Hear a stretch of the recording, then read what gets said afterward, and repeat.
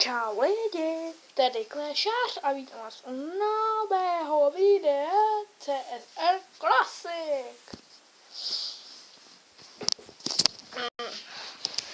Je to nová série a pomůžu mě to od téhle hře. Jenom minutku počkejte.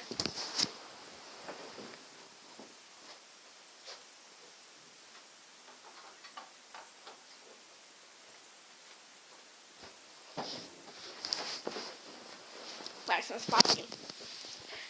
A tato hra je založena na závodech a vlastně hře můžete si kupovat všechny auta, ale je tam i speciální měna, nějaký zaťáčky. A já mám zrovna starýho minika. A vlastně hned si ukážeme, jak to probíhá. Ale musí se mi to nejdřív načíst.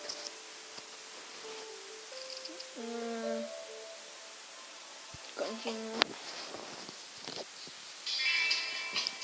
Continue. No. Continue, yes. Tak, jdem na... Aha.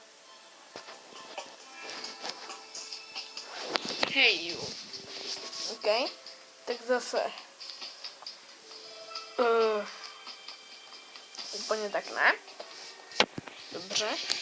No vlastně tohle Impala myslím. Ještě mi tady komentují. Tak. A vlastně máte tady dvě šipky. Tou, co směřuje nahoru, vlastně přeřazujete na větší výkon. A ta šipka dolů, vlastně, že přeřazujete na nižší výkon. A vlastně, když tedy až vám začne bekat zelené, tak máte přeřadit na větší. Tak. The right skills. No a vlastně teďka bude závod. Ne, to je GT2 300 SL. No a já vlastně se hezky zazávodím a dám tam možná hudbu.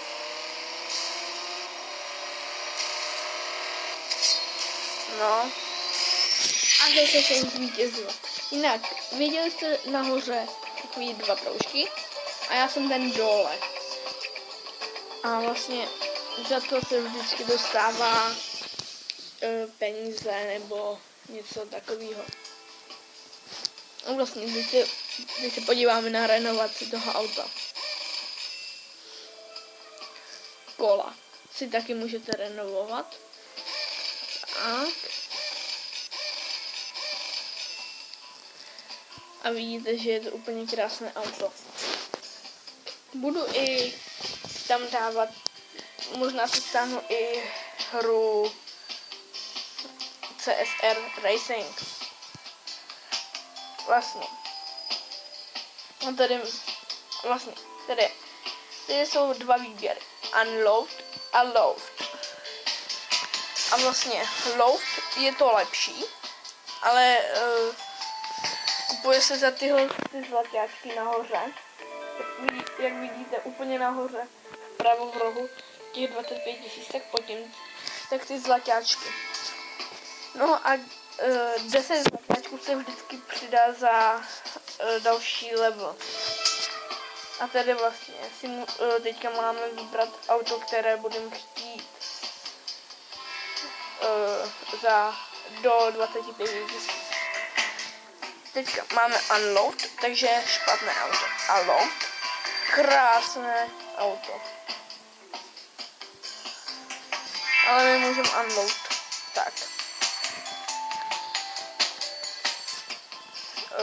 Mini 1275S vlastně úplně hnusný auto na začátku.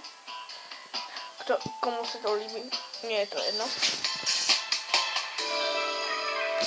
A tady máme Chevrolet Impala. Docela dobrý auto. A tady máme další hezký auto.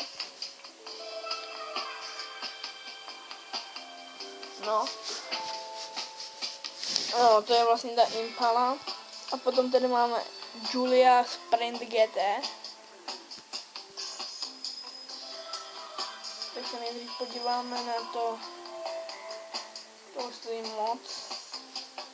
41 táců. A to ještě neznám tohle auto. Tak. To je nějak už moc. No, já si teda vyberu tu Impalu. Ta se mi líbí. Docela. Sice utratím všechno, ale to je jedno. Deliver.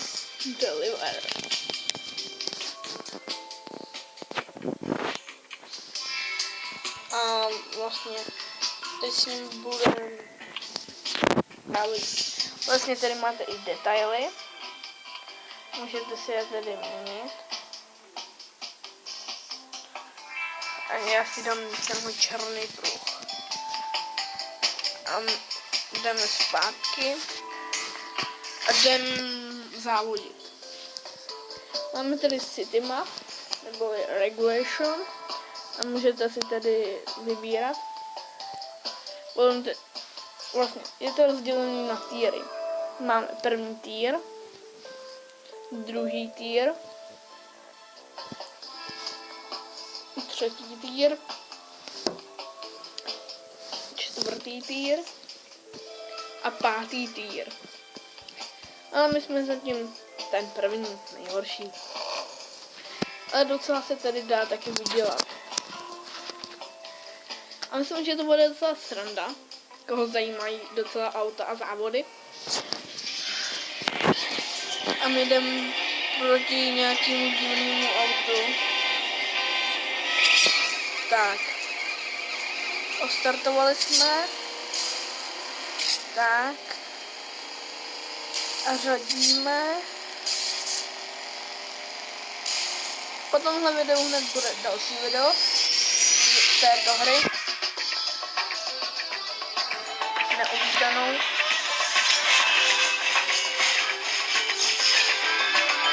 Tak, jdem zpátky.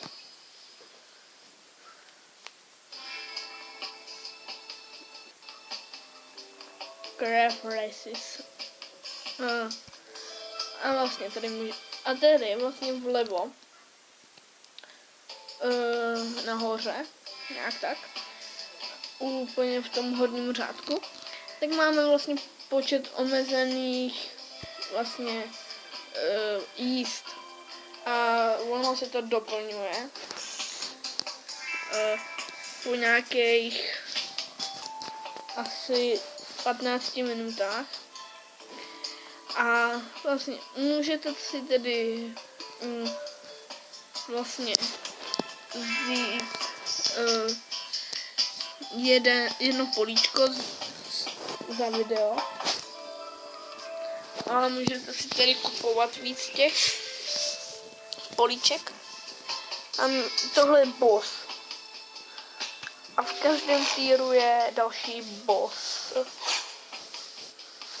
Tady je boss Marko. A jeho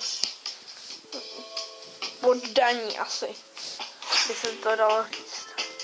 A tady je to vlastně rozdělené na ty týry.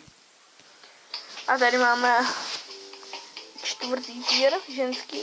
A tady Mr. Baladin.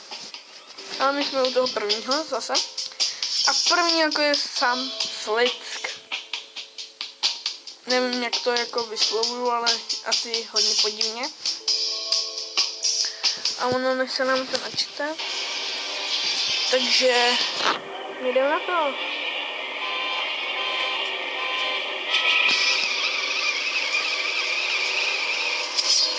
A tohle jistě prohrajeme, protože to je lepší auto, to jeho. A má nitro.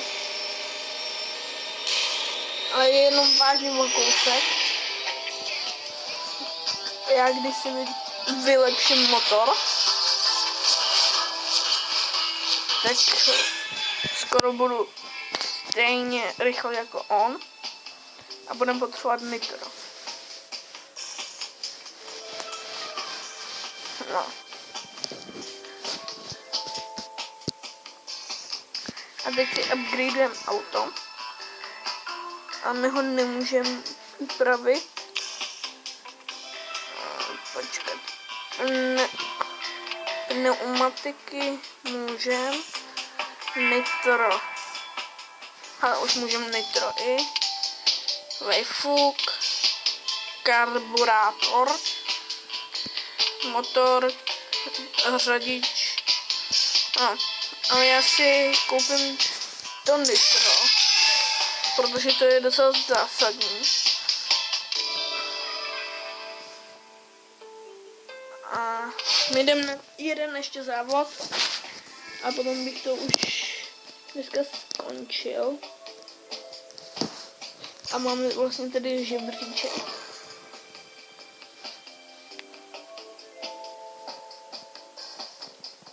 No. Tak za 2 minuty to bude akorát.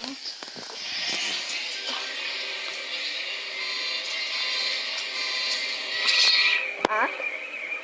Odstartovali jsme perfektně. Tak my použijeme nitro. Trochu pozdě. A vidíte, že jsem strašně moc daleko před ním. Já už dojel dokonce a on je uprostřed. Tak. A my tedy ještě upgradeneme vejfuk.